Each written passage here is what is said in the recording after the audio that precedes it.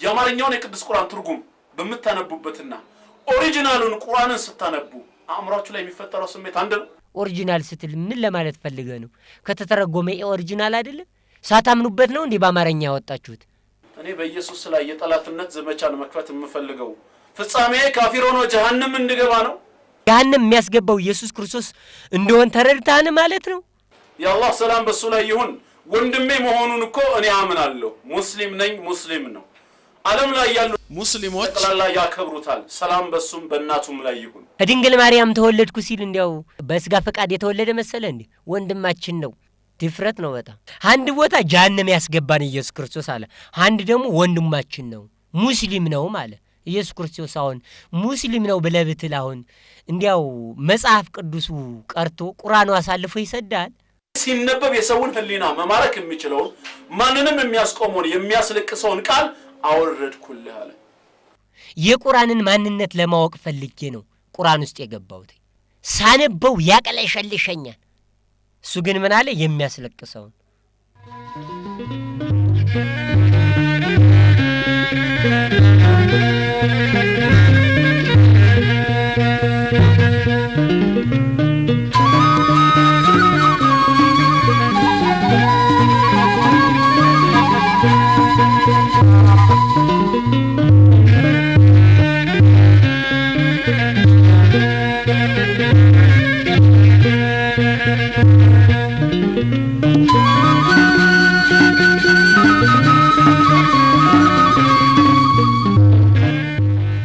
በስመ አብ ወወልድ ወመንፈስ ቅዱስ አሐዱ አምላክ አሜን።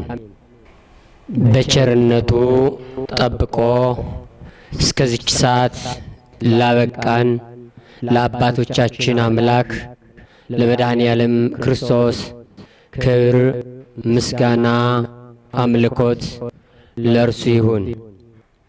ዛሬ እግዚአብሔር መንፈስ ቅዱስ በገለጸልኝ በዘመናችን ላይ ለተነሱት አላውያንና ካህዲያን መልስ ለመስጠት ተዘጋጅቻለሁ። ከሚያነሳቸው ጥያቄዎች የሥላሴን አንድነትና ሶስትነት እንዲሁም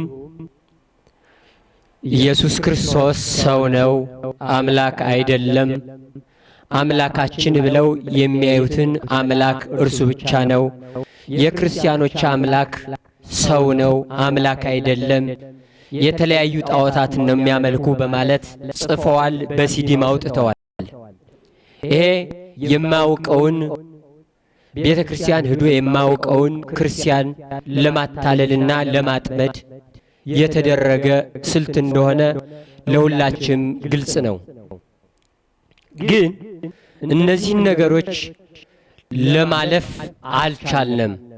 በቁጥር 1 ሲዲና ቁጥር 2 ሲዲ ላይ መልስ ሰጥተናል። ቀሪ መልሶች ነበሩ። በእነዚያ ቀሪ መልሶች ላይ ዛሬ ለሶስተኛ ጊዜ መልስ እንሰጥ ተነስተናል። አሁንም ለሁላችን ማስተዋሉን ጥበቡን የድንግል ማርያም ልጅ መድኃኔ ዓለም ያድለን። የኛ አምላክ ኢየሱስ ክርስቶስ ሰው ብለው ሲናገሩ የነርሱን አምላክ ምን ለማለት ፈልገው ነው? የኛን አምላክ የሰው ልጅ ነው ብለው በክርስቲያኖች ላይ ሲነሱ አባቶቻችን ድሮም ሲሰጡ መልስ ሲነሱ ሲሰጡ ዛሬም የአባቶቻችን ፈለግ ይዘን እኛም መልስ እንሰጥ ተዘጋጅተናል። የእነርሱን አምላክ ማንነት እንድንገልጽላቸው ፈልገው ይሆን? ሳይሆን አይቀርም። እስኪ በመጽሐፍ ቅዱስ አንድ ጥቅስ እናንሳና ሁለቱን እናብራራው። በዘጸአት ምዕራፍ 20 ቁጥር 4 ላይ እንዲህ ይላል፣ በሰማይ ካሉት በምድርም ካሉት ለማንኛውም ለተቀረጸ ምስል አትስገድ ይላል። በሰማይ ካለው ሲል በሰማይ ምን እንደሚኖር ለማንኛችንም ግልጽ ነው። አታምልክ አትስገድ ይላል። አብርሃም ድሮ አባቱ በጣዖት ያመልክ ነበር። ቀጥሎም እሱ ጣዖቱ አልናገር ሲል አላህ እንደ አላህ የማይናገር አምላክ ሲሆንበት ጣዖቱን እየሰባበረ በሰማይ ካለሹ ግዙፍ ከሆኑት ፍጥረታት ለፀሐይ ሰግዶ ነበር። ማን? አብርሃም። በዚህ ሰዓት ፀሐይ ደመና ሲከልልበት ይችማ አምላክ አይደለሽም ደመና ከልሏታን በማለት ለፀሐይ አልሰግድም ብሎ አምላከ ፀሐይ ተናበበኒ እባክህ የፀሐይ አምላክ አናግረኝ አለ። በዛን ሰዓት አባቶቻችን ነቢያትን ሲያናግር የነበረው የድንግል ማርያም ልጅ ኢየሱስ ክርስቶስ ለነ ኢሳይያስ በትንቢት የተናገረ ለነ ሙሴ በሲና ተራራ ላይ የተገለጸ በስጋ መጥቶ ሙሴን ከመቃብር ኤልያስን ከበየረ ሕያዋን በሰረገላ ተነጥቆ የሄደውን ኤልያስን አምጥቶ ሙሴን ከመቃብር አስነስቶ ድሮ የገባለትን ቃል ኪዳን ሐዋርያትን ሶስቱን ሐዋርያት ከኢየሩሳሌም ይዞ ወጥቶ በደብረ ታቦር ተራራ ላይ የተገለጸው የድንግል ማርያም ልጅ ኢየሱስ ክርስቶስ ሰው ብለው ሰዎች ዛሬ አፋቸውን የሚከፍቱበት የድንግል ማርያም ልጅ ኢየሱስ ክርስቶስ ለአብርሃም ምን አለ? ተገለጸለት። የፀሐይ አምላክ አናግረኝ በሚለው ሰዓት ያናገረ የድንግል ማርያም ልጅ ኢየሱስ ክርስቶስ ነው። አምላከ ፀሐይ ተናበበኒ የፀሐይ አምላክ አናግረኝ እያለ አብርሃም ማንን ይጠይቅ ነበር? አምላክ ኢየሱስ ክርስቶስን። አምላካችን ኢየሱስ ክርስቶስን እባክህ አናግረኝ ሲለው አናገረው። ማን? መድኃኔ ዓለም ክርስቶስ። ለዚህ ነው በዮሐንስ ወንጌል በምዕራፍ 8 ቁጥር 56 ላይ አባታችሁ አብርሃምን የኔ ያይ ዘንድ ሐሴት አደረገ አየም ደስም አለው ያለ ከአብርሃም በፊት አብርሃም ሳይወለድ እኔ ያለው ያለው። አይሁዶች ገና 50 ዓመት አልሞላህም አብርሃምን የናየ ሐሴት ማደረገ ብለህ ምትል 50 ዓመት ያልሞላህ ብለው ለመውገር ድንጋይ ያነሱ። አምላካችን ኢየሱስ ክርስቶስ እውነታዊ የሆነው መድኃኔ ዓለም ክርስቶስ ግን ምን አለ? ከአብርሃም በፊት ማን አለ አለ? እኔ ያለው አለ። አናግሮታና አብርሃምን ኢየሱስ ክርስቶስ አናግሮታል። ተነጋግረዋል። አነጋግሮታን ኢየሱስ ክርስቶስ። ስለዚህ ያን ጊዜ ያነጋገረው አብርሃምን በአይሁድ ፊት አምላካችን ኢየሱስ ክርስቶስ መስክሯል። ለዚህ ነው አምላከ ፀሐይ ተናበበኒ ያለው። የፀሐይ አምላክ አናግረኝ ብሎ ሲያናግረው አምላካችን ኢየሱስ ክርስቶስ ያናገረው። ለዚህ ነው ለአይሁድ በዮሐንስ 8:56 ላይ ይህን ቃል የተናገረው አብርሃም ሳይወለድ በፊት እኔ ያለው እያለ አምላካችን በሚገባን ቋንቋ ያስረዳን። አብርሃም በፊት ኢየሱስ ክርስቶስ ነበረ። ለምን? አናግሮታና አምላከ ፀሐይ ተናበበኒ በሚለው ሰዓት አናግሮታን ማለት ነው። ዛሬም በላይ በሰማይ ላሉት አብርሃም ለፀሐይ እንደሰገደው ሁሉ ዛሬም ጨረቃን አይተው በመካ መዲና ላይ ጨረቃን አይተው አብርሃም አውቆበት የተመለሰውን ጨረቃን አይተው በመካ መዲና ላይ ጨረቃን ሳዩ የማይበሉ ጨረቃን አይተው የሚበሉ አህዛቦች ናቸው ዛሬም በእኛ ላይ የተነሱት። ዛሬ በስልክና በሬዲዮ ተነግሯቸው በኢትዮጵያ ያሉትም በሌላው ሀገርም ያሉት ከመካ መዲና ተነግሯቸው ጾምን ይፈታሉ። ለምን? ጨረቃዋ ታይታለች ተብላ። ጨረቃዋ ታይታለች ዛሬ ፍቱ ተብሎ ህግ ይወጣላቸዋል። እንደው ጨረቃ መብራት ባልነበረበት ስልክ ባልነበረበት ሰዓት በላይ በሰማይ የሚለው በጨረቃ በከዋክብት በባንዲራቸው ላይ በመስጊዳቸው ላይ የኮከብ አርማ የሚያስቀምጡት ምኑን ይዘውት ነው? ይሄንን ስህተታቸውን ሳርሙ ቁርአን አይተነዋል፣ ዳሰነዋል። ወደፊት ማውም ምናየው ነው። ወደፊት ምናየዋለን። የቁርአን ማንነት ግልጽ ነው። ይሄን እንድንነግራቸው ነው እንዴ? ይሄንን አምልኮታቸውን እንድንገልጽላቸውና እንድናብራራላቸው ነው እንዴ? እኛ እኮ ሙስሊሞችን እንወዳቸዋለን፣ እናከብራቸዋለን፣ እናፈቅራቸዋለን። የፍቅር አምላክ ስላለን ኢየሱስ ክርስቶስ። እነሱ ግን በአንዳንድ መሪዎች በተሳሳተ መሪዎች እኛን ይጠሉናል። እያየን ነው። ብዙም አድርገውብናል። ይህን እንድንናገርላቸው ነው። እንዴ በጣዖት እኮ ነው የሚጓዙት ጣዖትን በማምለክ ነው በምድር ሲል በሰማይ ከዋክብትና ፀሐይን ሲያስቀምጥ ጨረቃን ሲያስቀምጥ በምድር ሲል ደግሞ ለጣዖት ነው መካ መዲና ላይ የለዘበ ድንጋይ የለም አለ ድንጋይን አለዝበው ነው በድንጋዩ ስለሚያመልኩ ነው በዘመኑ እስራኤላውያን ጣዖት ሰርተው ሲያመልኩ ስለነበረ በምድር በጣዖት በተሰራ አታምልክ አትስገድ ማለት ነው በሰማይ ሲል ፀሐይ ጨረቃን ከዋክብትን ሲል ነው አይተናን አምልከዋል ስለዚህ ስተታችሁን የራሳችሁን ስተት እንድንናገርላችሁ ነው እንዴ ለምን አታርፉም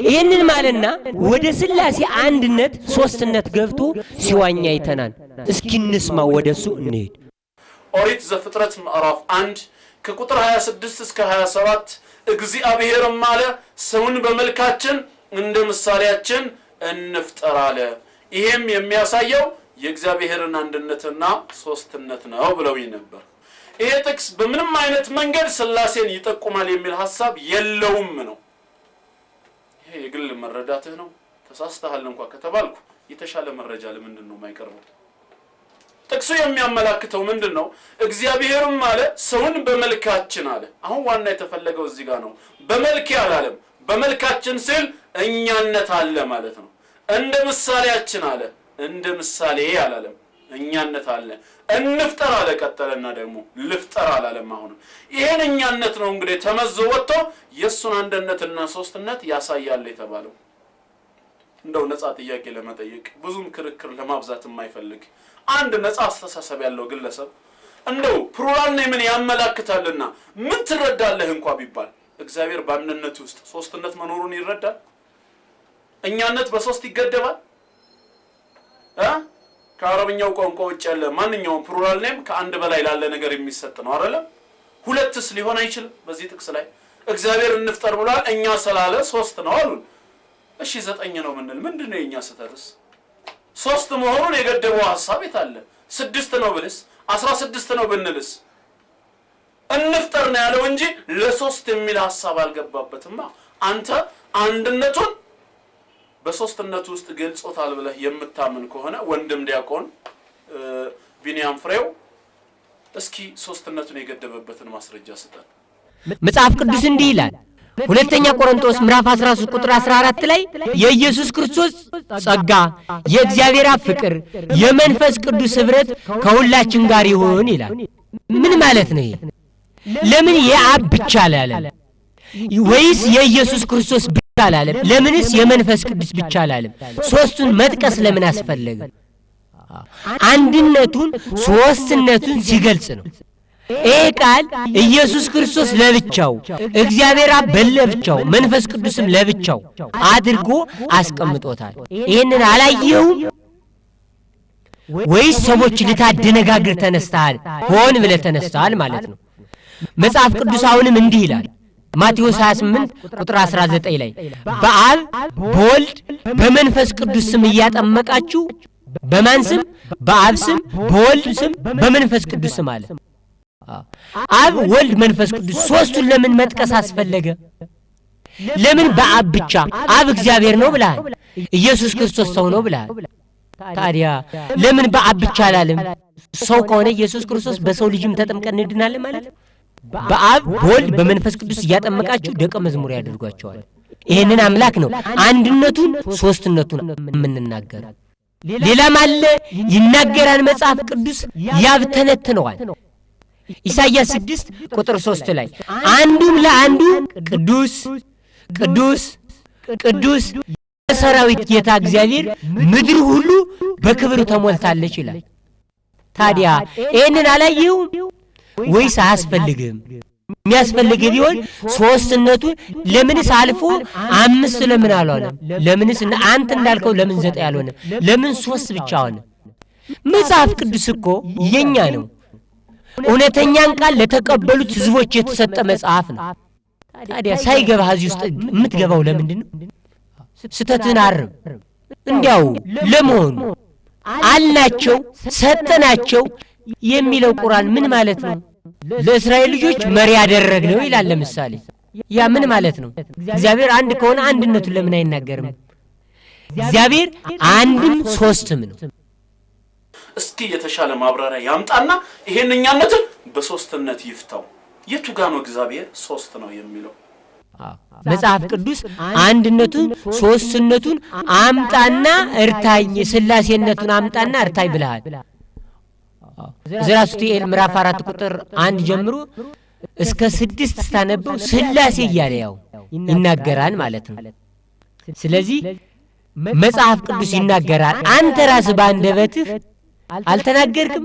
በአንደበትህ ከሶስቱ ቅዱስ አንዱ ወልድ ከሰማየ ሰማያት ወርዶ ከድንግል ማርያም ተወለደ አላልክም? ከስላሴ ሶስቱ አካሎች ሁለተኛ የሆነው እግዚአብሔር ወልድ እኛን ለማዳን ከሰማየ ሰማያት ወርዶ በድንግል ማርያም አደረና ከስጋዋ ስጋ በነፍሷ ነፍስ ነስቶ ሌላው የሚበላው ኢሳ የማይበላውን አላህ መሆን ይችላል። አላህ ግን አይበላም። በሱራ 6:14 ጠቅሳል። ጌታችን አይበላም አይጠጣም ከተባለ የሚበላውና የሚጠጣው ኢሳ የማይበላውንና የማይጠጣውን ጌታችን መሆን ይችላል? አይችልም። ካልቻለ ፍጡር ሆኗል ማለት ነው። አሁንም በዚህ ጥቅስ ማለት ነው። እንደው ለመሆኑ አላህ አፍ አለው፣ ጆሮ አለው፣ አይን አለው? የለውም እኮ ሁሉም ነገር የለውም። አይን ቢኖረው አይቶ አስተውሎ ይናገር ነበር። ተቀርጾ የተሰራ ምስል ስለሆነ ነው፣ ጣዖት ስለሆነ ነው እንጂ እውነተኛውን አምላክ ያስተምራችሁ ነበር፣ ያስረዳችሁ ነበር። አፍ ስለሌለው አይበላም። የኛ አምላክ ግን እንደ ሰው በምስሉ ተገኝቷል። ኢየሱስ ክርስቶስ በምስሉ እንደ ሰው ተገኝቷል። እንደ ሰው በተገኘበት ሰዓት ላይ ያው በላ፣ ጠጣ። ተነጋግረንበታል እነዚህ በፊትም በፊልጵስዩስ ምዕራፍ 2 ቁጥር 6 እስከ 8 በምስሉ እንደ ሰው ተገኝቶ ራሱን አዋረደ። በአንደበትም ተናግረዋል። እግዚአብሔርነትን እንደመቀማት አልቆጠረም። ነገር ግን የባሪያን መልክ ይዞ መጣ ብለህ በአንደበትም ተናግረሃል። ፊልጵስዩስ ምዕራፍ 2 ከቁጥር 5 እስከ 6 እርሱ በእግዚአብሔር መልክ ሲኖር ሳለ ከእግዚአብሔር ጋር መተካከልን መቀማት እንደሚገባ ነገር አልቆጠረውም ነው የሚለው። ይህ ሁሉ ምን ማለት ነው? አስተውለ ለምን አትራመድም? ስተትን አሁንም አርም፣ አስተካክለ ስተትን አርመ ተጓዝ። ሌላው አላህ ግን አይጠፋም፣ ኢየሱስ ክርስቶስ ይጠፋል ሲል ሰምቻለሁ። አልመሲህም ዒሳም ቢሆን አለይሂ ሰላም የአላህ ሰላም በሱ ላይ ይሁን በአላህ እጅ ምን ሊሆን ይችላል? ሊጠፋ ይችላል። ማንም አያድነውም። ይዛኔ ጌታችን አምላካችን አላህ ግን ይጠፋል? አይጠፋም። ኢየሱስ ክርስቶስ ይጠፋል፣ አላህ ግን አይጠፋም። ነቢዩ መሐመድ በመካ መዲና ውስጥ 336 ጣዖትን ሲያፈራርስና ሲያጠፋ በመካ መዲና በሰሜኑ በኩል የነበረውን ጣዖት አላፈረሰውም። እሱን ግን ሊያመልከው ፈለገ፣ አመለከው። አምልኮት ስለነበረ እሱ ስላልጠፋ አላህ አይጠፋም ብሎ በቁርአኑ ላይ ስላሰፈረልህ አሁንም አይጠፋም ብለህ ተናገር። የኛ ግን አምላክ የኛ ግን ጌታ ኢየሱስ ክርስቶስ እንኳን ራሱ ሊጠፋ ኢየሱስ ክርስቶስ ሊጠፋ ይቅል በእርሱ ያመነ ሁሉ አይጠፋም ብሎ መጽሐፍ ቅዱሳዊ መልስ አለ፣ አስቀምጦልናል።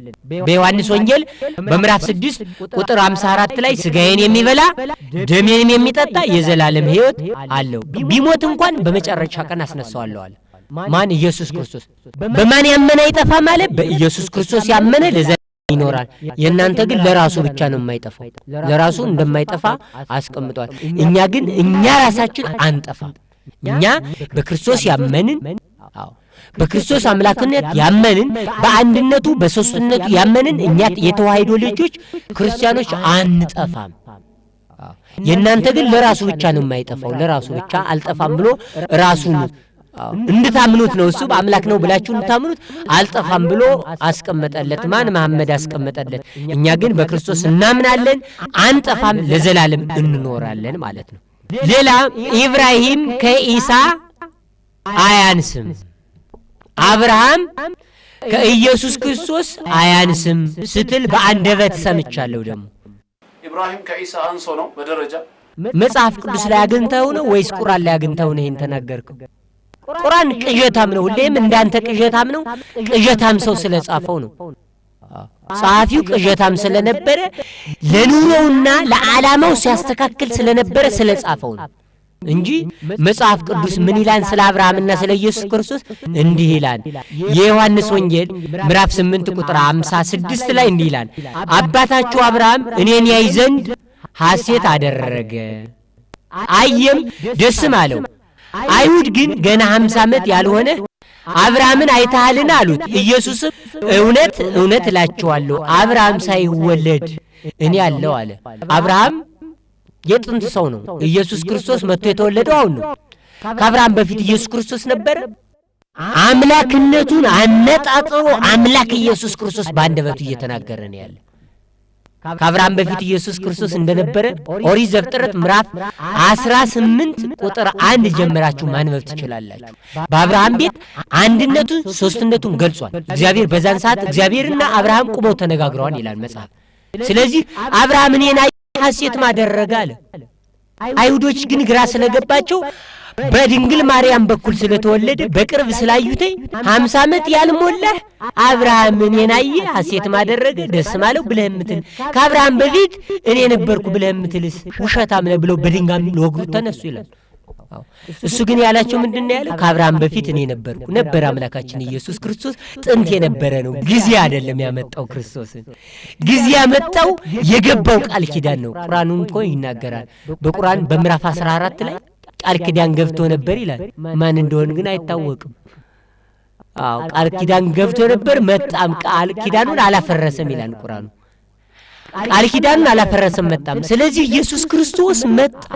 የድንግል ማርያም ልጅ መጣ። እውነተኛ የሆነው አምላክ ድሮም ነበር፣ ለአብርሃም ታይቶ ነበር። ገና ድሮ ጥንት ከአብርሃም በፊት ነው ነበር ብሎ ዘግቶታል። ስለዚህ አያስጨንቀንም። ሌላ ስለ ቁርአን ተከፋፍሎ መውረድ ነው ስትናገር የሰማው።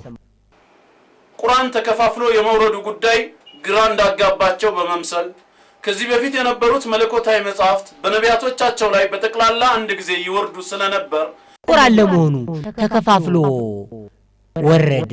መጽሐፍ ቅዱስ ግን አንዴ ነው ወረደው ብለሃል። መጽሐፍ ቅዱስ አንዴ ወረደ ተከፋፍሎ ይወርድ የምታውቀው ነገር አለ? ቅዱሳን ሰዎች በእግዚአብሔር በመንፈስ ቅዱስ ተመርተው ጻፉት። ሙሴ ኦሪት ዘፍጥረት፣ ኦሪት ዘጸአት፣ ኦሪት ዘኍልቍ፣ ኦሪት ዘሌዋውያን፣ ኦሪት ዘዳግም አምስቱን የኦሪት መጽሐፍ ጻፈ፣ አለፈ። መጽሐፈ ኢያሱ ሲጻፍስ መጽሐፈ ኢዮብንስ የጻፈው ሙሴ ነው የጻፈው? አንዴ ነው የወረደው መጽሐፍ ቅዱስ? እናስተውል ወገኖች፣ አስተውለ ተራመድ። አንዴ ነው ወይ መጽሐፍ ቅዱስ? እሺ ዘቡር፣ ተውራት፣ እንጂል ብላችኋል። እነዚህ በአንዴ ነው የወረዱት? ማስተዋሉን ያድልህ። ወደ ሲኦል ውደቅ ማንልም። እግዚአብሔር ዳግም መጥቶ በፍርዱ ሰዓት በቀኝ እንድትቆም ያደርግህ። ተመልሰህ ከእኛ ከእግዚአብሔር ሕዝቦች ጋር ከእኛ ጋር እንዲያቆምህ አምላክ መድኃኔዓለም ክርስቶስ ይርዳ። ቁርአን ቅዠት ስላለው ተከፋፍሎ ወረደ። ድሮስ እንግዲህ አንዴ ሊጽፈው ኑሯ እንዴ መሐመድ? አንዴ እኮ ሊጽፈው አይቻለውም፣ በሰው ነው። እግዚአብሔር አሁን ሲገልጽ ይሄን አድርግ ይሄን ግደል እያለ ነው እንደሚገልጸው። ገብርኤል አልተገለጸለትም። ተገልጾ በጅብሪል አማካኝነት የቁርአን መጽሐፍ ተገለጸልኝ ተሰጠኝ ብሎ የሚለው እንዲያውም ራሳ አንደበት ፎርጅድ እንዳለውም ተናግራን በአንደበት የኦሪጂናሉን ቁርአንና የአማርኛውን ቁርአን ስታነቡ ስሜታቸው አንድ ነው ወይ? የአማርኛውን የቅዱስ ቁርአን ትርጉም በመታነቡበትና ኦሪጂናሉን ቁርአንን ስታነቡ አእምሯችሁ ላይ የሚፈጠረው ስሜት አንድ ነው? ኦሪጂናል ስትል ምን ለማለት ፈልገህ ነው? ከተተረጎመ ኦሪጂናል አይደለ? ሳታምኑበት ነው እንዴ በአማርኛ ያወጣችሁት? ሌላው ወደፊት በመሰራው ስራ አለ የመጽሐፍ ቅዱስን ግጭትና ስተት ወደፊት እናየዋለን። ወደፊት አላህ ፍቃዱ ከሆነ በመንሰራው ሲዲ ላይ ኢንሻአላህ በስፋት እንመለከተዋለን። ስተት የቱ ጋር ያለው፣ ግጭት የቱ ጋር ያለው። ለምን ቀጠሮ አስያዘ? ለምን ቀጠሮ እንድትይዝ አስፈለገ? ስለሌለ ነው? ቢኖር አዎ መቼም አፍ ዘላን ነው። ጋጠ ወጥነህ መናገር ወደ ኋላ አትልም። ግጭትና ስተቱን ወደፊት እናየዋለን። ለምን ዛሬ አትናገረውም ነበረ? እንዲያው መጽሐፍ ቅዱስ ግጭት አለው ምትል የቁርአንን ገመና ልትናገር ፈልገ ነው ወይስ እንድንናገርልህ እኛ ባንደበታችን እንድንናገር ፈልገ ነው? ቁርአን ምን ይላል መሰላችሁ? ከመልእክተኛ ከነብይም ከአንተ በፊት አንድ ማላክንም ይላል በሱራ 22:52። በሱራ 57:26 ደግሞ ምን ይላል መሰላችሁ? ኖህ ኢብራሂም በእርግጥ ላክን ከማን ከመሐመድ በፊት ማለት ነው። ይሄ አሁን ትክክለኛ መጽሐፍ ነው ማለት ነው። ኖህ ኢብራሂም በርግጥ ላክን፣ በዘሮችም ውስጥ ነቢያትን በርግጥ ልከናን፣ መጽሐፍን አደረግን አለ። ታዲያ መሐመድ መቅደሙ ምኑ ላይ ነው? ይሄ ታዲያ መጽሐፉ አልተጋጨባችሁ? ተጋጭቷን እኮ የዚህ መጽሐፍ ስህተት ተጋጭቷል። ምን ማለት ነው? እስኪ አስረዱን። የሙስሊም መጀመሪያ እንደሆን ታዘዝኩኝ በሱራ 39:12 ላይ። ታዲያ ከአንተ በፊት በነበሩት ከመጀመሪያ ህዝቦች ውስጥ መልእክተኛ በርግጥ ልከናን ብለው ደግሞ እናላ አዋረዱት። ማንን? መሐመድ ደግሞ እኔ ነኝ የመጀመሪያው ነብይ ብሎ በሱራ 22:52 ተናገረ። አላህ ደግሞ መለሰና በርግጥ መጀመሪያ ልከናን፣ በርግጥ መጀመሪያ ምን ብለናል? ልከናን። ታዲያ የቁርአን ግጭትና ስህተት ተቀምጦ እያለ ያልሆነውን የምታወራ ለሌላው ስም የምትሰጠው ይሄን መሐመድ ወይስ አላህ ነው? ውሸታም። አላህማ የሚያውቀው ነገር የለም፣ ጣዖት ነው የሚያውቀው ነገር የለም። ታከብሩታላችሁ፣ ታፈርሱታላችሁ። አላህ እኮ ግልጽ ነው፣ ለማንም ጣዖት እንደሆነ ማንም የሚያውቀው ነው። አላህ ወደ አንተ በተወረደው ቁርአን ወደ አንተ ወደ ኢብራሂም፣ ወደ ኢስማኤል፣ ይስሐቅ፣ ወደ ያዕቆብ ወደ ነገዶቹ በተወረደው በዚህ ሙሳና ኢሳ ተሰጡ።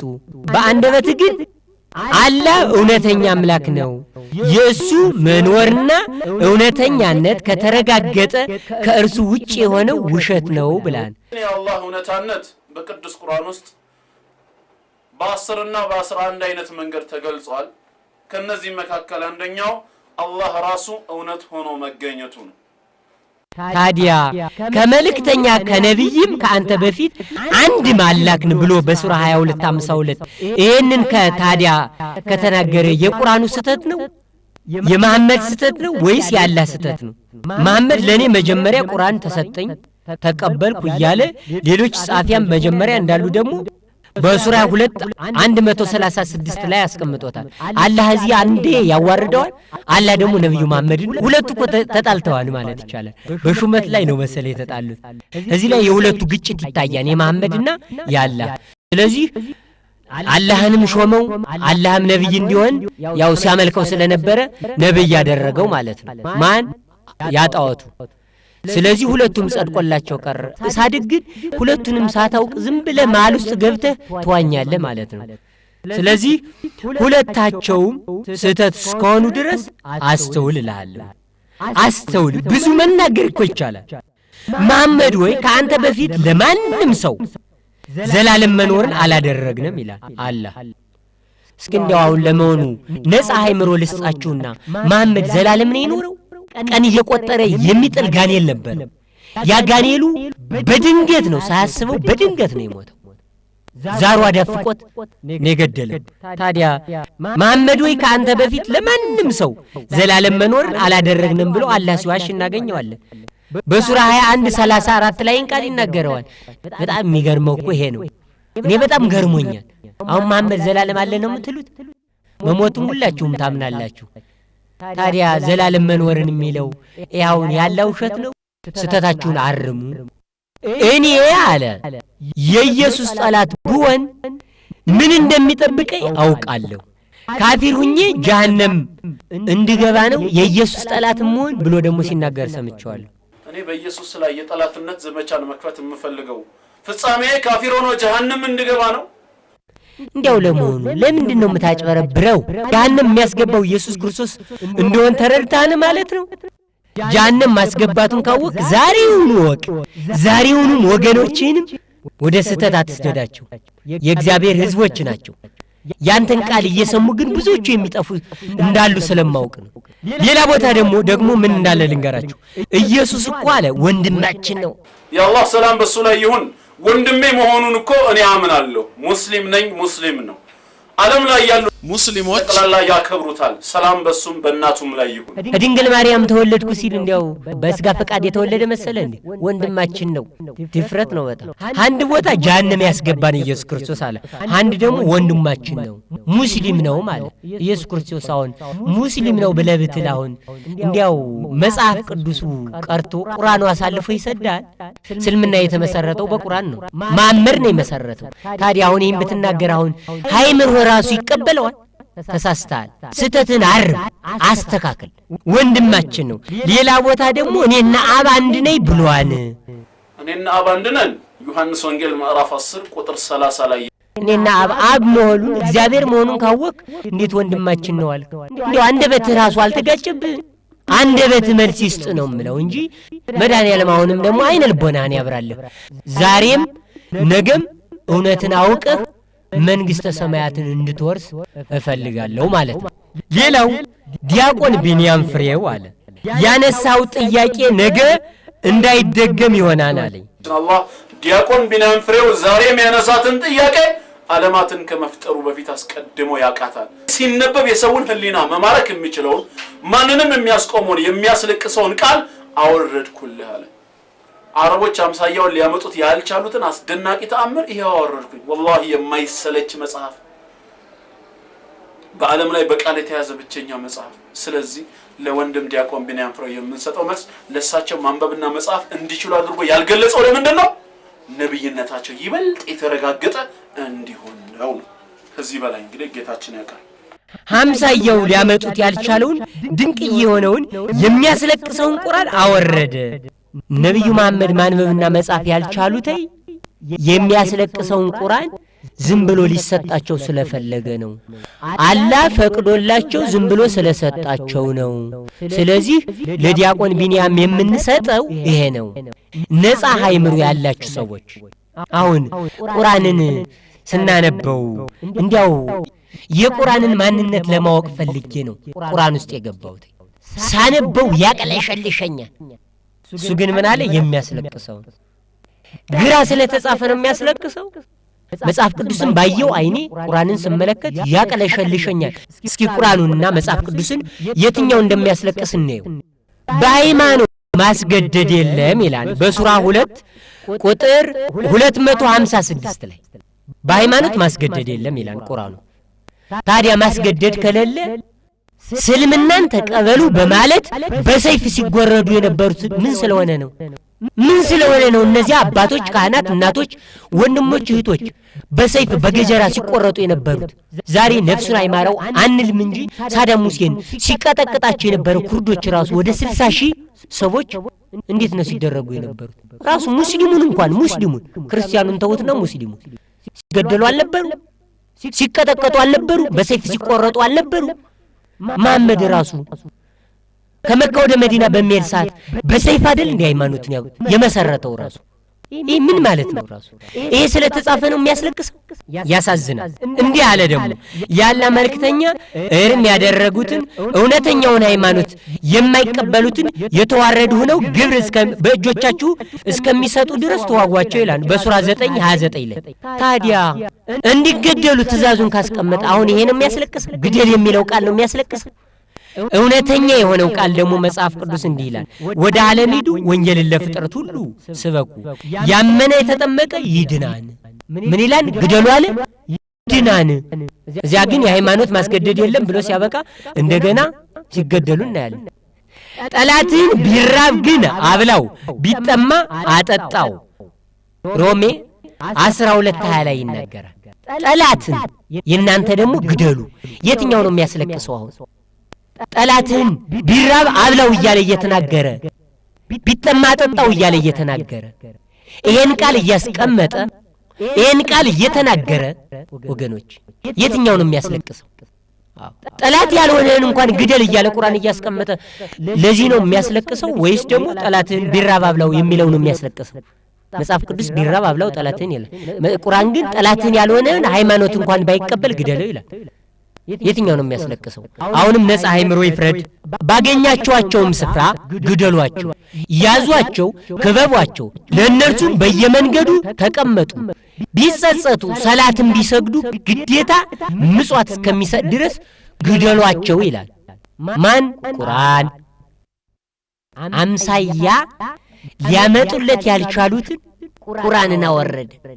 ዛሬ የሚያስለቅሰው ድንቅ የሆነውን ይላል ደግሞ ሰግደውም እንኳን አለ ቢጸጸቱ ሰላትን ቢሰግዱ አለ ግዴታ ምጽዋት እስከሚሰጡ ድረስ ግደሏቸው። ሰግደው እኮ አልቀረላቸው። አሁን ያስለቅሳል የሚያስለቅሰውን ብሎ አንደበቱን አሁን የሚከፍተው እስኪ የሚያስለቅሰውን መጽሐፍ ቅዱስ እንመልከተው።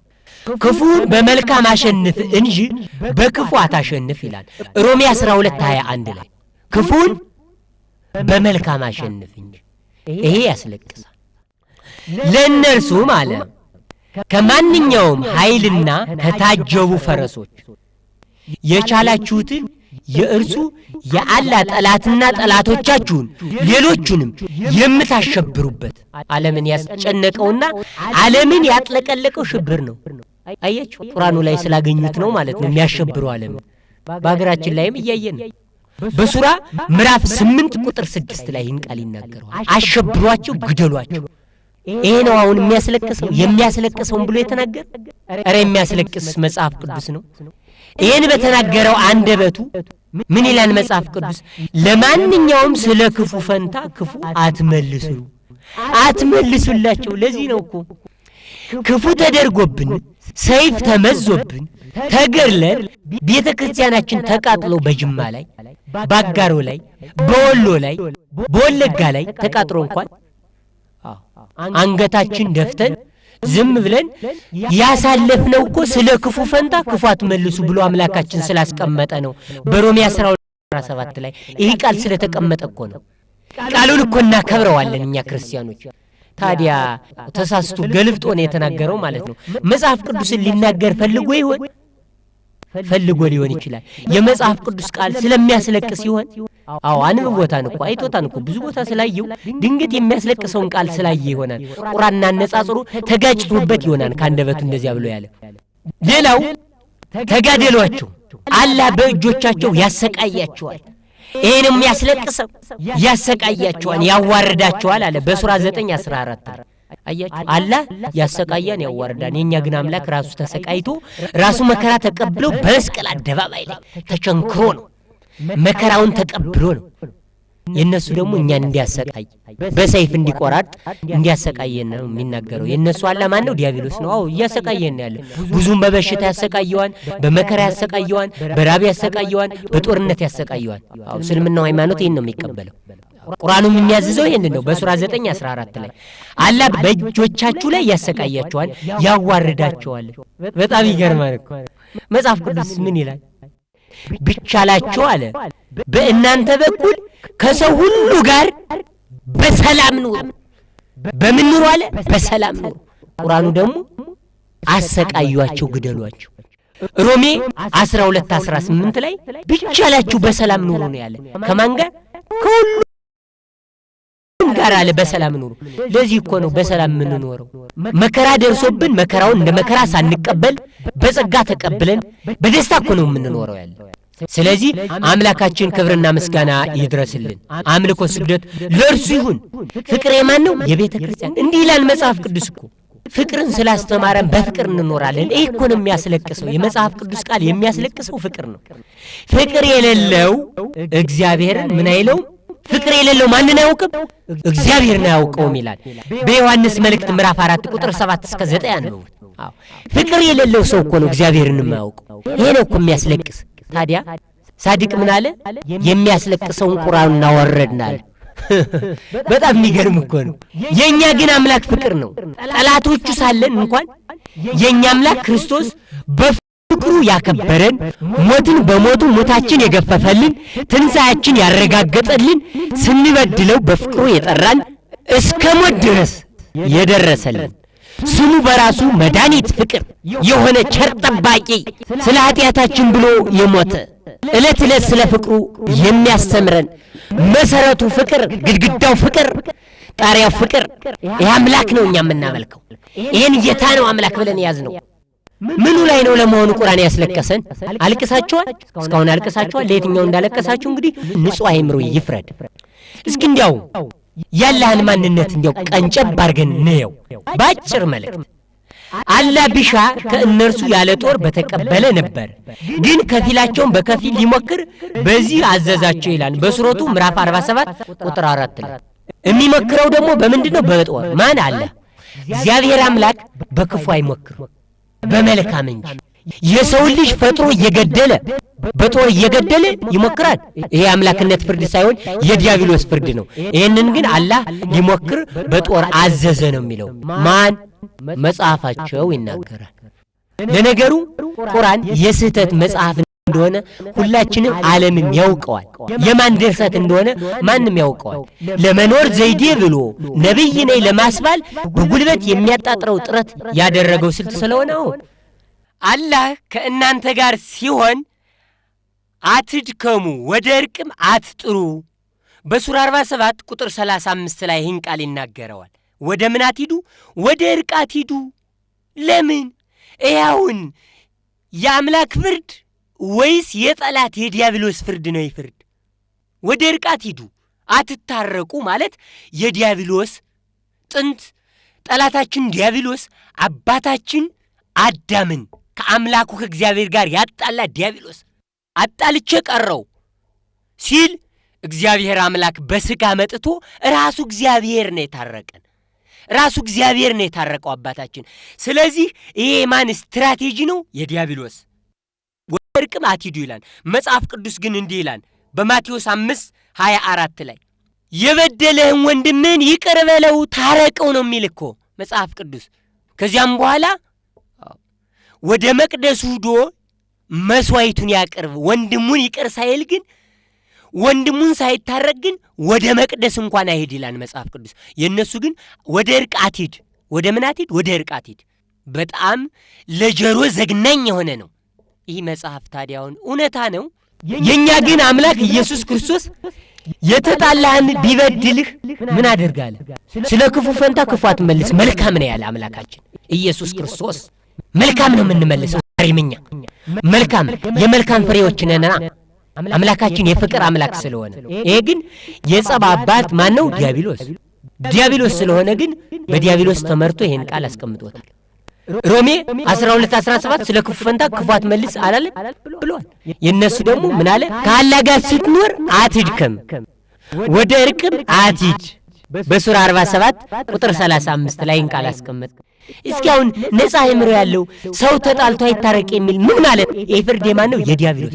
መጀመሪያ አዳምን ከእግዚአብሔር ጋር ያጣለው ማን ነው? ዲያብሎስ። ዛሬም ሙስሊሞችን ከክርስቶስ ጋር እንዳይታረቁ ወደ ቅድስት አማናዊት ቤተክርስቲያን እንዳይመጡ፣ ወደ ርትዕት ሃይማኖት እንዳይመጡ፣ እንዳይቀበሉ፣ እንዳይታረቁ፣ እግዚአብሔርን ይቅር በለን ተሳስተናን እስከዛሬ ብለው እንዳይመጡ አግዱ ያዛቸው ማን ነው? ዲያብሎስ።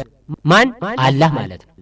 በሱራ 44 ቁጥር 7 ላይ እናንተ ያመናችሁ ሆይ አላህ ሃይማኖቱን ብትረዱት ይረዳችኋል። ለመሆኑ ፈጣሪ ረዳት ያስፈልገዋል? ውሸታም አምላክ፣ ውሸተኛ የሆነ አምላክ። ግን እኮ የሚገርመኝ ነገር አንድ ነገር አለ። ሰዎች እነ መሐመድ አከበሩት እንጂ አላህ የሚያውቀው ነገር እኮ የለም። አብረቅርቀውም ሆነ አሳምረውም ሆነ ጉድጓድ ሰርተውለትም ሆነ ድንጋዩን አጥቆረውም አለዝበውም ሆነ ያምልኩት እንጂ የሚያወርቀው ነገር እኮ የለም። የሚያውቀው ነገር ስለሌለው አላህ ሃይማኖትን ብትረዱት ይረዳችኋል። ይሄንን ያደረገው ማን ነው? ስልቱን ያመጣው ማን ነው? መሐመድ። የመሐመድ ፕላንና ካርታ እኮ ነው እሱ ሲያደርገው የነበረው። አንድ ሰው 4 ሚስት እንዲያገባ፣ ሰው እንዲባዛለት፣ ሃይማኖቱን እንዲበዛለት። አንዲት ሴት ለምሳሌ 4 ወንድ ብታገባ 1 ልጅ ነው የምትወልደው ከአራቱ። አንድ ወንድ ግን 4 ሴት የሚገባው 4 ልጅ ነው የሚወልደው ከተለያየ ሴቶች። ስለዚህ እስልምናው ሃይማኖት ይባዛል። ይሄን ስልት እያደረገ በስልት እኮ ነው ያደረገው። አሁን ደግሞ እዚህ አላህ ሃይማኖትን ብትረዱት ይረዳችኋል። ካልተረዳስ?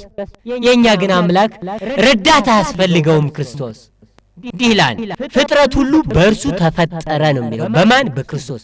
ከእርሱ ውጭ ማንም ፈጣሪ የለም። ቆላስይስ 1:15 ይህን ቃል ይናገራል። ፍጥረት ሁሉ በእርሱ ተፈጠረ። በማን? በክርስቶስ ተፈጠረ ነው የሚለው።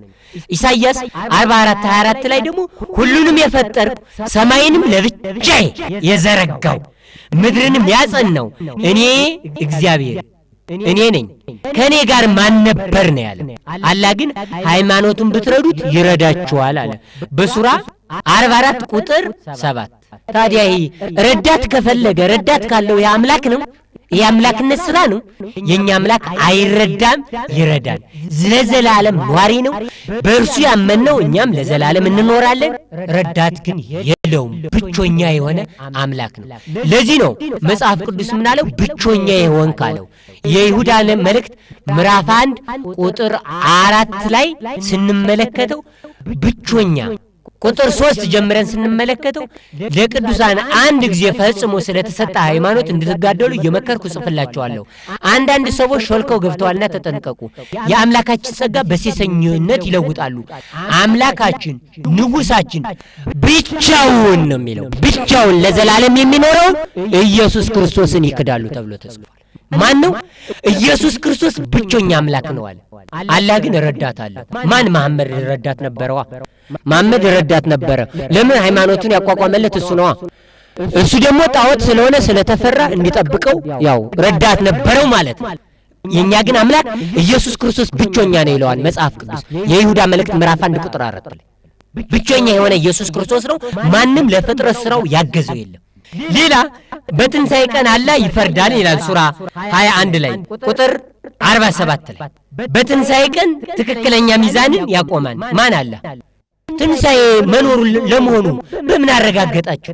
ትንሣኤ መኖሩን አረጋግጣችኋል? ትንሣኤ ማን እንደነገራችሁ እወቁ። ለትንሣኤ ቀን ማን ነገራችሁ ነው? የኛ እኮ የድንግል ማርያም ልጅ ሙቶ መቃብራትን ገልፍጦ ነው የተነሳው።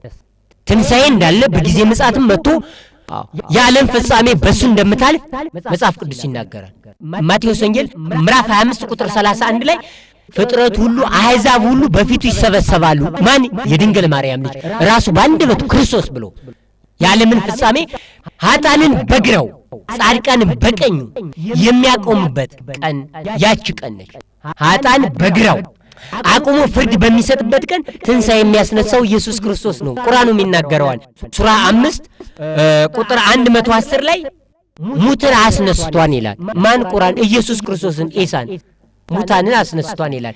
ትንሣኤን የሚያረጋግጥ ሙትን የሚያስነሳ መቃብራትን የሚፈለግጥ የድንግል ማርያም ልጅ ኢየሱስ ክርስቶስ ብቻ ነው። ከእርሱ ውጭ ማንም የለም። ታዲያ ትንሣኤ ሚዛን የሚያስቀምጠው አላህ በምን አውቃችሁት ነው? በምንስ ሞክሮ አሳይቷቸዋል? ሙትን አስነስቶ አሳይቷቸዋል? ማን ነው? እንዲያው ነብዩ መሐመድ እንኳን አንድ የሆነ ሙት ቢያስነሳ ኑሮ እንኳን ያው እሱን ይባል ነበረ። መቼም ወደሱ ታደሉ ነበረ። ሙትና ትንሣኤ መኖሩን በምን አረጋገጣችሁ? ማረጋገጫ አላችሁ? አስተውሉ። ሙትን አስነስቷል፣ በአንደበት ሙታንን አስነስቷል ብለዋል። በአንደበት ራሱ አስተውሉ እንጂ ለምን ምን አለ መሰላችሁ? በመጨረሻ ዲያቆን ቢንያም ፍሬው ጋር በግንባር ቀርበን እንወያይ ሐቁ ይውጣ አለ። ዲያቆን ፍሬው ቢንያም ፍሬውንም ቢሆን በነጻ በግል ተገናኝተን ከፈለክም ሰው ባለበት እንወያይ፣ እንቀረጽ፣ በቃ ሐቁ ይውጣ። ይሄ የመጨረሻ መልእክቴ ነው። በጣም ጥሩ ነው። ሐቁ መውጣቱ ጥሩ ነው። እየወጣ ነው ያለ ሐቁ ተነክተን እውነት በመነካቱ የሐሰት ጉድ ወጣ። አሁንም ወደፊትም ለሚመጡትና ለሚሰጡት መልስ በቂ የሆነ ምላሽ አለን፣ እንመልሳለን። አባቶቻችን በዘመኑ ሰጥተዋል፣ አልፈዋል። እንሰጣለን። አሁንም እኛም በአባቶቻችን ፈለግ ተከትለን እንሰጣለን፣ አናርፍም። እውነትን እንመሰክራለን። እውነት በግንባር ቀርበን አለ። በጣም ጥሩ ነው። ዛሬም ዝግጁ ነኝ። ዛሬ ማምጡት ያልኩበት ጊዜ አለ ሲሆን ድምጼን ቀርጸውት ሊሆን ይችላል። ወደ ክርስትና ሃይማኖትም የተመለሱ ብዙ ሰዎች አሉ። መድኃኔዓለም የመለሳቸው ሲዲውን እያዩ የተመለሱ አሉ።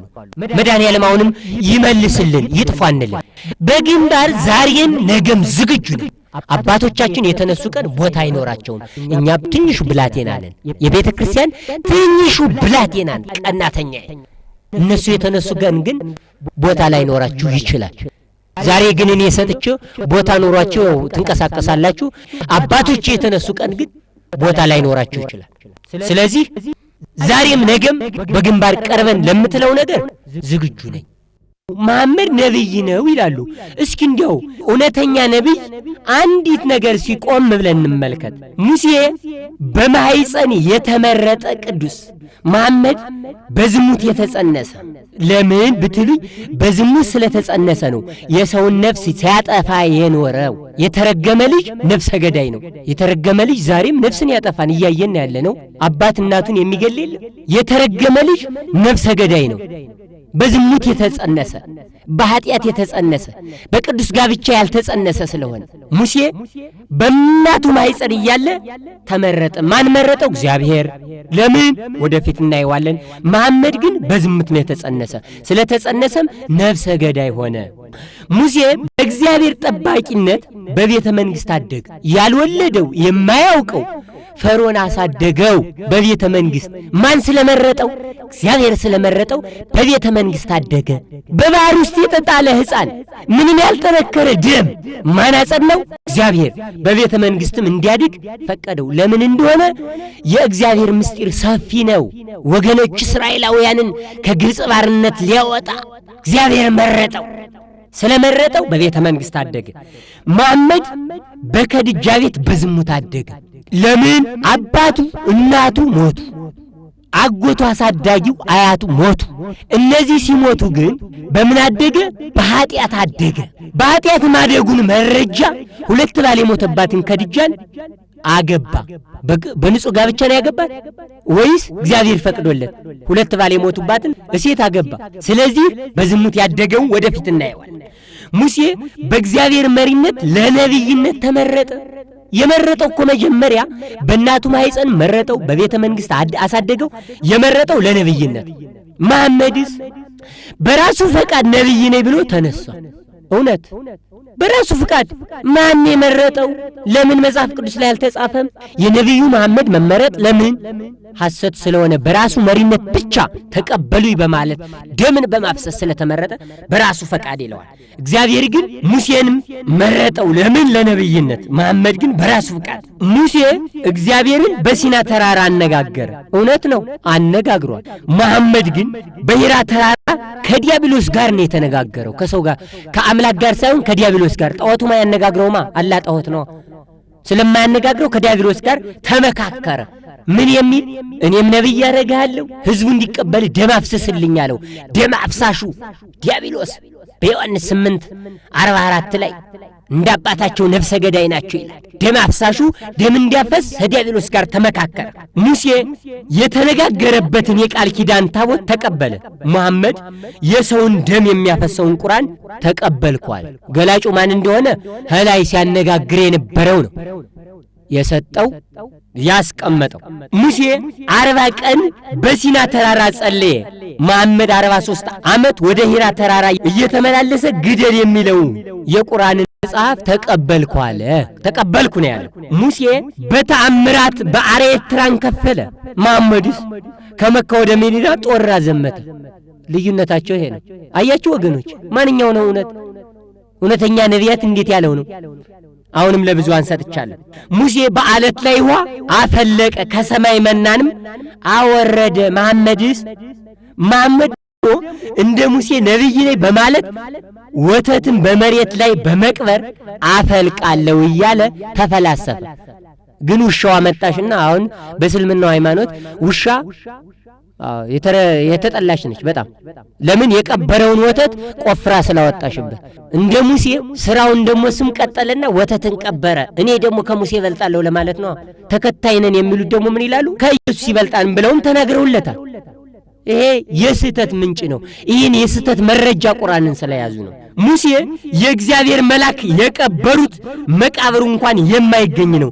መሐመድ ግን ዛሩ ተነስቶበት በድንገት የሞተ ወታደሮቹ የቀበሩት መቃብሩን በስብሶ በየዓመቱ ድንጋይ የሚወረወርበት ነው። ድንጋይ ካልወረወሩ መዲና ላይ ተሄዱ፣ መካ መዲና ላይ ድንጋይ ካልተወረወረ መጽደቅ የማይመስላቸው አሉ። መቃብሩ በስብሶ እዚያሽ መቃብር ላይ ይመጣል። ስልት ነች እቺ ሁሉ። ሙሴ ክርስቶስን ከመቃብር ተነስቶ ያነጋገረ ከ1600 ዓመት ከሆነው በኋላ ከመቃብሩ ተነስቶ አምላኩን ያነጋገረ ሙሴ እውነተኛ አምላክ የሆነውን ኢየሱስ ክርስቶስ ያነጋገረ በደብረ ታቦር ተራራ። መረጃም ከፈለጉ ማቴዎስ ወንጌል ምዕራፍ 17 ቁጥር 3 ላይ ሙሴን ከመቃብር አምጥቶ ከሞተ 1600 ዓመት በኋላ ከመቃብር አስነስቶ ያናገረው ማን ነው? እውነታዊ የሆነው ሰማያዊ የሆነው የተዋህዶ አምላክ መድኃኔዓለም ክርስቶስ ነው መረጃችን። መሐመድ ግን አምላኩ የመካድ መዲና ጣዖት ነው። ለማንም ግልጽ ነው። ይህንን እንደ ንጽጽር አይተነዋል። ዛሬ እኮ ይገርማችኋል፣ ሙሴና መሐመድን እንደዚህ በንጽጽር አየን እንጂ ልያችን ብለው በብዛት ያንን ነፍሰ ገዳዩን መሐመድን እኮ ነው ይገርማቸዋል። መሐመድ ያመጣላቸው ስልት አንድ ነገር አለ። 4 ሚስት አግቡ፣ ብዙ ውለዱ፣ ያን ጊዜ ክርስትናን ሃይማኖትን ትበልጡታላችሁ፣ ቢቻላችሁ የክርስቲያኖችን ሴቶች ሁሉ አስወልዷቸው ብሎ ስልት አመጣላቸው። በአሁን ሰዓት በ2 ዓመት ልዩነት እንኳን አነስተኛ ሆነን ታየም ብለው በዚህ በአዲስ አበባ ከተማ ላይ በዓላቸውን ለማክበር በስቴዲየም ላይ በሚሰበሰቡበት ላይ ብዙ መስለው ክርስትናን በልጠን እኛንን የምንበልጠው ብለው በበላይነት ለማንጸባረቅ ሲያስቡ ምን አደረጉ? በየክፍለ ሀገራቱ በጭነት መኪና በተለያየ ነገር ሲያጓጉዙ ይሰነብቱና ስቴዲየምን ለማጥለቅለቅ ይሞክራሉ። እንደው ለመሆኑ እግዚአብሔር ያላከበረው ሕዝብ፣ እግዚአብሔር ያልመረጠው ሕዝብ በዛን ብንላውን ያውን ተቀባይነት አለው? በእግዚአብሔር በሰው እንደው በሰው ተቀባይነት የለውም። ለምን? በተለያየ መንገድ ስቴዲየምን ለማጥለቅለቅ ክርስትናን ሃይማኖት እንበልጣለን። አትሳሳቱ፣ ስተታችሁን አርሙ። የቁርአንን ጉድና የመጽሐፍ ቅዱስ እውነታነት አየነው። እንግዲህ አሁን ምን ይህ ሁሉ ቃል ተቀመጠ፣ ይሄንን ሁሉ አየነ። እስካሁን የትኛው ነው? አሁንም ለብዙሃን ሰጥቻ አስተላልፍ ያለው ብዙሃን ንጹህ አእምሮ የያዘ ሰው ስለዚህ እውነታነት ይፍረድ። አዎ የትኛው ነው እውነታ? ቁርአንን መጽሐፍ ቅዱስን ሲያጋጭ መጽሐፍ ቅዱስ ግጭት አለው ሲል ነበር። አሁን ሰምታችሁታል። ቁርአን ግን እውነታ እንደሆነ ነው ሲናገር የነበረው። አየነው። አሁንም ወደፊት ለሚያነሱት ጥያቄ ወደፊት ለሚናገሩት ሁሉ መልስ ለመስጠት ወደ ኋላ አንልም፣ እንሰጣለን። እውነትን ከመናገር የክርስቶስን አምላክነት ከመመስከር የክርስትናን ማንነት የእስልምናን ማንነት ለመናገር ባለን ሕይወት ውስጥ ለመናገር አሁንም ዝግጁ ነን። ዛሬም ነገም አንገታችን እስከመሰጠት ድረስ ለሚነሱብን ነገር ሁሉ ዝግጁ ነን። ቤተ ክርስቲያን አሁን ህዝቦቿ በሙሉ ነቅተዋል፣ አውቀዋል። እስከ ዛሬ በትዕግስት ስናያልፈናል። ስንሰደብ ቤተ ክርስቲያናችን ሲቃጠል፣ ወገኖቻችን በሰይፍ ሲቆረጡ ሲታረዱ እስከ ዛሬ አልፈናቸዋል። አሁን ግን ማለፍ አልተቻለን።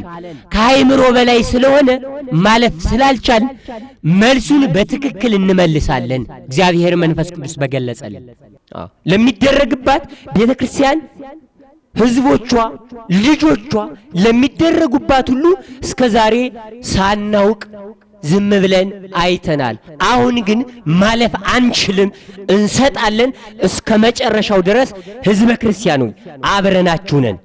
እስከ መጨረሻው ድረስ ከክርስቶስ ፍቅር የሚለየን ማንም ነገር እስከሌለን ድረስ እስከ መጨረሻው ድረስ ከክርስቲያን ከህዝበ ክርስቲያን ጋር አብረን መከራንና ጥሩ ህይወትን እንኖራለን፣ እናልፋለን። እንደ አባቶቻችን እንደ ነቢያት እንደ ሐዋርያት እንደ ጻድቃን ሰማዕታት ለክርስቶስ የማንሆነው ነገር የለም። የአባቶቻችን አምላክ መድኃኔ ዓለም ክርስቶስ ክብር፣ ምስጋና፣ አምልኮት ለእርሱ ብቻ ይሁን። ወስብሐት ለእግዚአብሔር። ይቆየን።